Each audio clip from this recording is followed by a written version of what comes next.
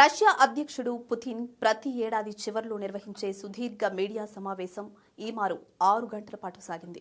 దేశ విదేశ మీడియా ప్రతినిధులతో పాటు ప్రజల నుంచి పలు రకాల సమస్యల మీద ఎదురైన ప్రశ్నలకు పుతిన్ సమాధానమిచ్చారు.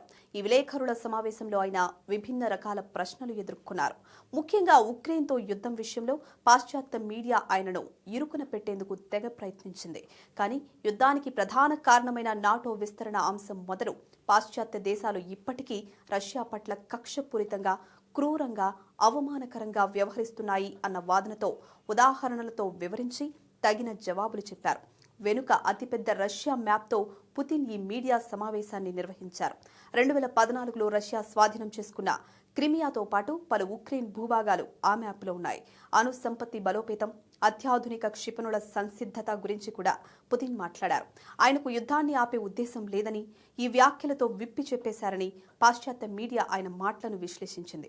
ఇక సర్వ పాపాలకు కారణం ఉక్రెయిన్ అని పుతిన్ ఈ మీడియా సమావేశంలో మరోసారి స్పష్టం చేశారు. ఉక్రెయిన్ దానిని పెంచి పోషిస్తున్న పాశ్చాత్య ప్రపంచమే ఈ పరిస్థితికి కారణమని అన్నారు.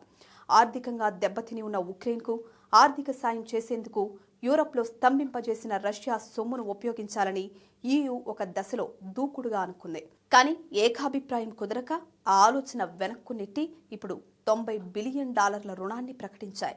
ఉక్రెయిన్కు ఇది ఊపిరిపోస్తుంది. కానీ ఈ చర్య రష్యా మరింత మొండికేసేలా చేస్తుంది అనే భయాలు ఉన్నాయి.